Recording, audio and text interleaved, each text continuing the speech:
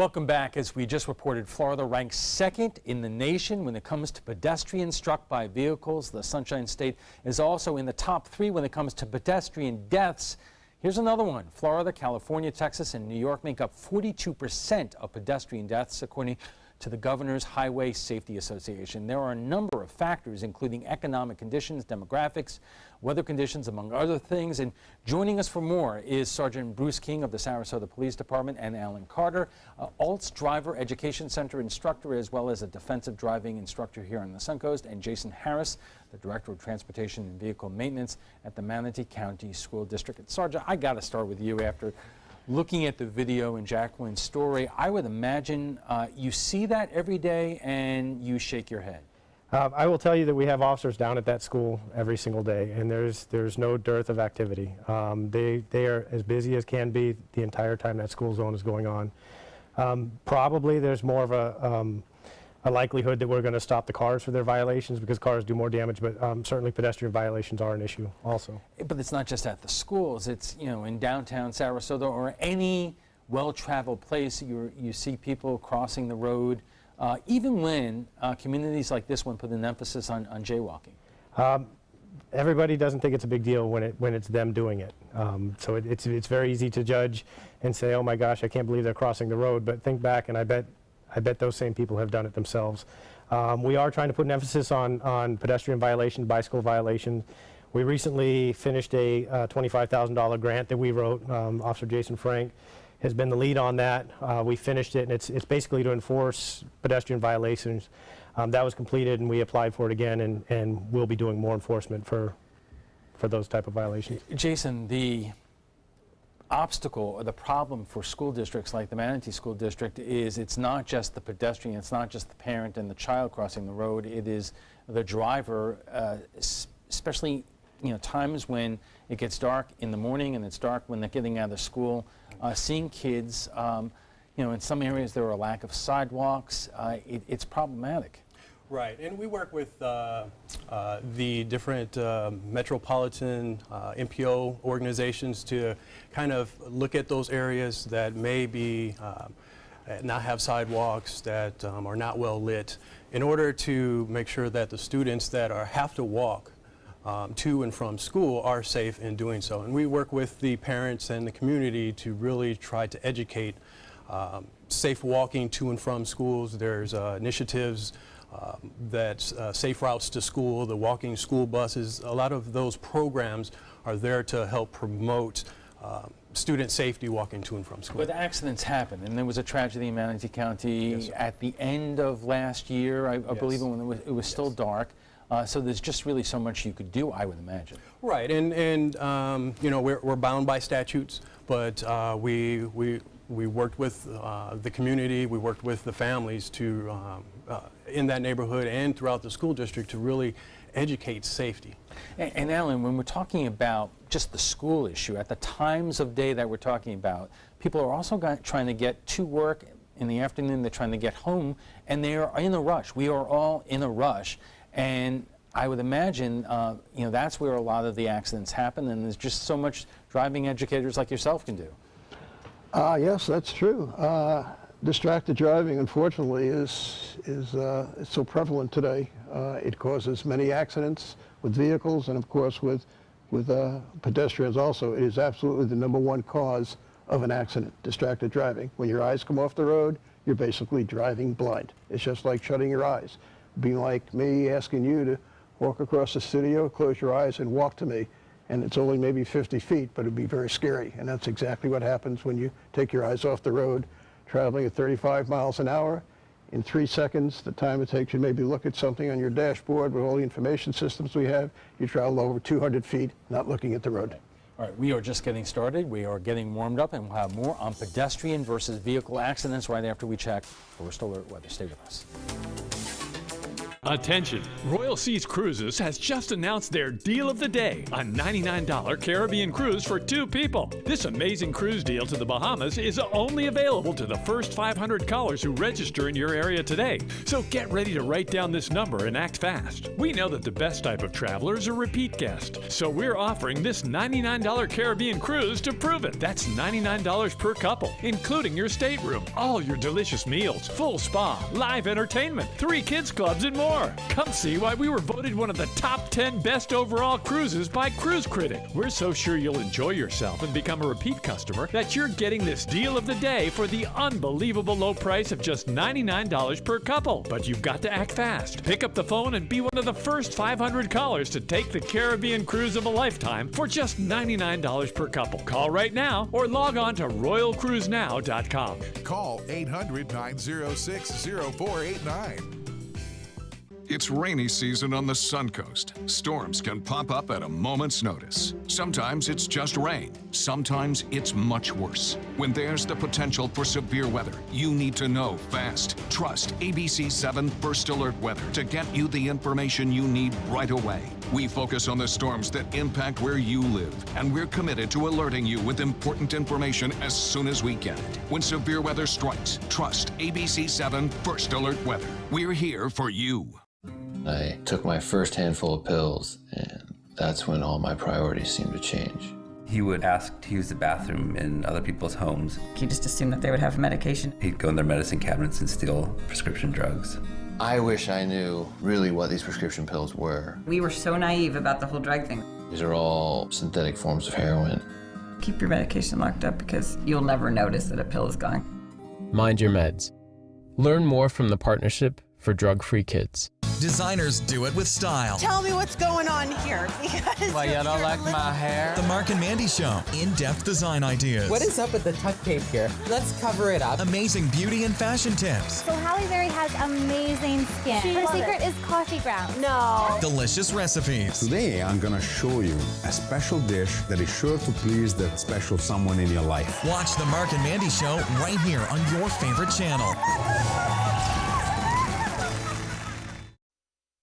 Our conversation on pedestrian versus vehicle accidents continues right after we get a check on the First Alert forecast with Chief Meteorologist Bob Harrigan. Bob. Well, Alan, we were talking about this earlier off camera, the confirmation now that the GFS model, that's the United States model, which has recently had a lot of money pumped into it to improve it over the last 2 years, is now showing a huge shift to the east. That's right, a huge shift to the east, putting us in less danger here along the west coast of Florida. Now, I must caution you that the GFS at this time yesterday was right over Fort Myers and Naples. So there's a big change. Now, watch, as I put this map into motion, I'll show you what I mean by that huge shift. You can see it heading toward Miami, still as a major hurricane, and then it takes an abrupt turn to the north through the northern Bahamas. At this point, if this were going to play out, we would not have the tropical storm force winds on the high end. We could see tropical storm force winds on the low end in our interior counties. Again, it's a long way off, but this gives us a little bit of hope, I think, in the future. Now, if the European starts to shift off to the right, that means that that trough that's over the Great Lakes and extending down into the lower Mississippi Valley could pick this up sooner and carry it off to the north. So that's what we're looking at right now. But again, the big story is this model just came in and it's showing a huge shift to the right. This may change. Don't bank on this yet, but this is just a trend that we're starting to see with some of the other models as well. Now, the European model doesn't come out until 2 a.m. And if the European starts to show even a slight shift to the east, then that would be beneficial because a lot of times these models don't change that drastically, but this one did.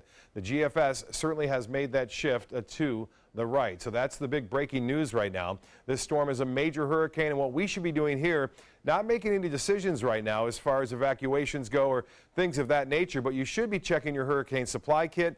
Also, go over your hurricane plan with your family as well as know your zone. It's always important to know your hurricane zone, A, B, C, D, to determine if you're going to have to be evacuated. The emergency management officials will contact us, and then we will tell you it's going to be an A evacuation, B or a C, or all three, depending upon the size of the storm.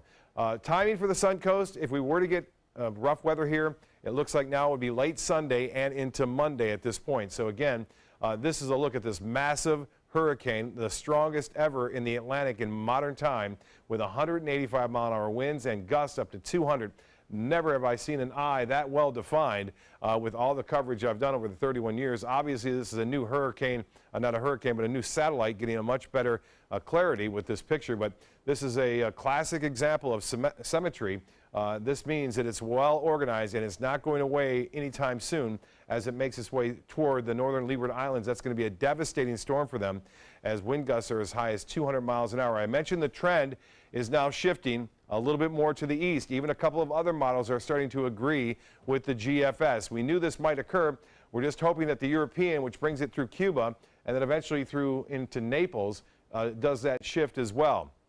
If it does at 2 a.m., then we'll have a little bit more certainty that that's where it's going to go, and you'll see the Hurricane Center kind of shift that cone of uncertainty in that direction too. So we'll keep you up to date, obviously, on mysuncoast.com as well as on your app. So you want to go to your app store and download WWSB Weather, and you will find it, WWSB ABC7 Weather. Download that, and we provide updates as the breaking news comes into us here at the First Alert Weather Station. For boaters, southeast winds turn to the west, and again, that's the same story for Wednesday. The extended forecast looks like this. All depends upon the motion, the future prediction of where Irma is going, but right now, Sunday and Monday appear to be the toughest part of the storm. Alan will be right back after this. Attention blood thinner users. If your loved one took Xarelto or Pradaxa and suffered serious internal bleeding, call right now. You may be entitled to financial compensation. The widely prescribed blood thinners Xarelto and Pradaxa have been linked to a number of dangerous side effects, including internal bleeding, gastrointestinal bleeding, kidney bleeding, stroke, brain hemorrhaging, and even death. If you or a loved one suffered any of these injuries after taking Xarelto or Pradaxa, call right now. You may be owed significant compensation from the manufacturer. Thousands of blood thinner users may have been exposed to serious risk by these dangerous medications. If you or a loved one took Xarelto or Pradaxa and suffered serious internal bleeding, call right now. Call Nightline Legal to speak with an experienced attorney for a free consultation. If we don't win, there is no fee. There are time deadlines to file a claim, so don't wait. Call right now. Call 1-800-554-3987. Again, that's 1-800-554-3987.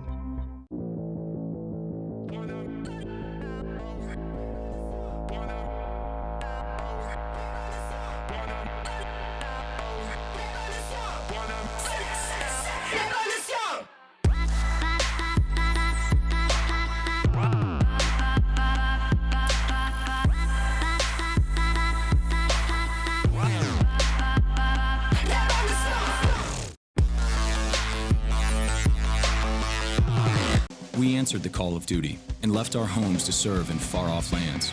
Now, we answer another call, this time at home, in our own communities, to respond in times of chaos, to use our strength, our skills, and our experiences to bring hope amid devastation and destruction. Together, as a team of brothers and sisters, we're continuing our mission to make this country a little stronger and a little better each day. We are Team Rubicon. Florida's coral reefs are declining. Bad news for our oceans and marine life. Fortunately, you can help, and you don't have to dive, you just have to drive. When you purchase Moat's Protect Our Reefs license plate, $25 goes directly to Moat Marine Laboratory, whose research, restoration, and conservation programs are helping this precious natural resource thrive once again. So get your Moat Protect Our Reefs license plate today. You just might hold the key to saving Florida's reefs. Welcome back. We're talking about why Florida ranks second in the country in pedestrian vehicle accidents.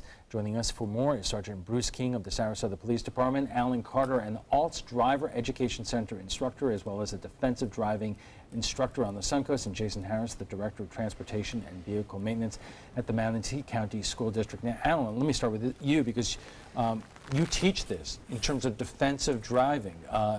There are people, there are pedestrians, as we just saw in Jacqueline's story, that do, let's call it out, stupid things when they're crossing the street.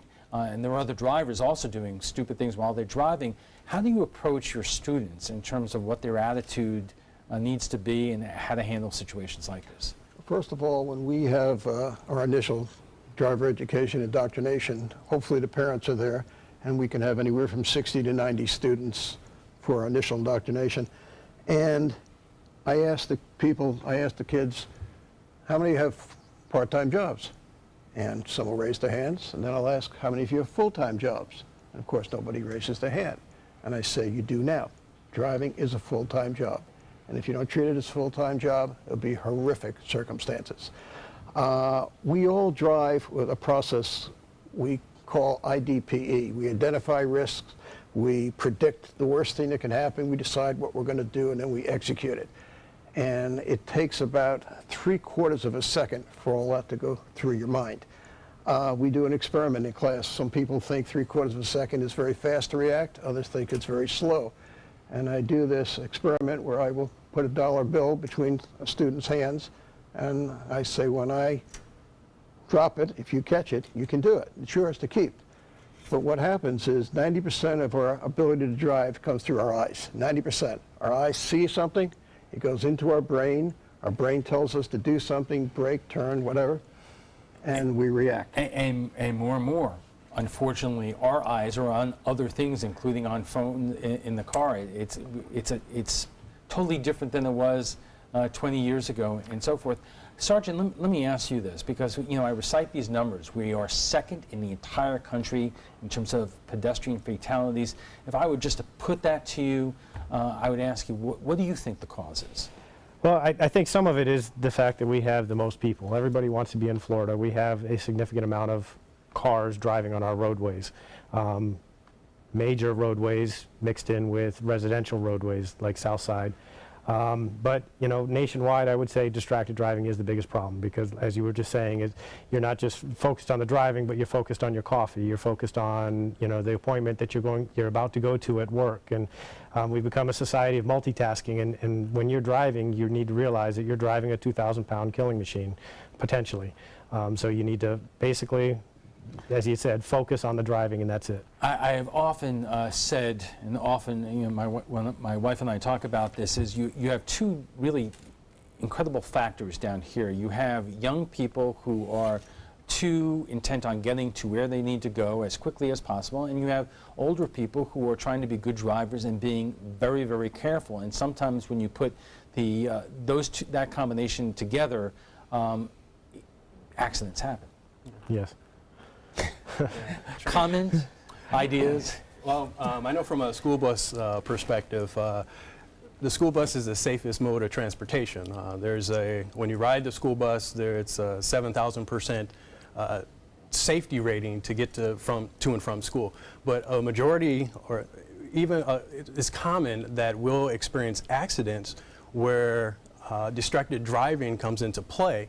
And the driver will say, I never saw the school bus. Well, it's kind of hard to miss such a large yellow vehicle, but it's my impression, having observed other people, is that people don't always know what to do when they see a school bus. They don't really, not always get the fact that when the school bus is over to the side, when what to do when it's a yellow light, and when it's a red, or if you're in a multi-lane road, can you just go around it? Is that one of the bigger problems? Yeah, we see that factor quite often, where we'll work with law enforcement, where the stop arm comes out, it's flashing red, and they might, a car or vehicles might be in the other direction, lanes coming the opposite way, and they're not sure what to do.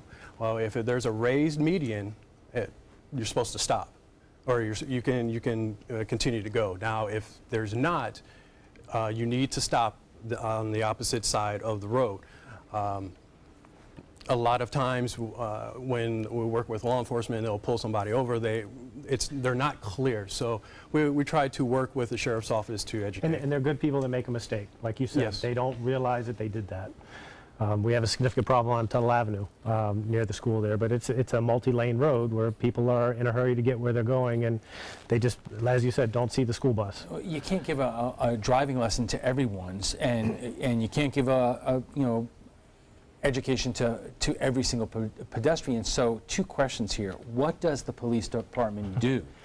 We always strive to gain voluntary compliance. If we could stop people and educate them, that would be our first choice.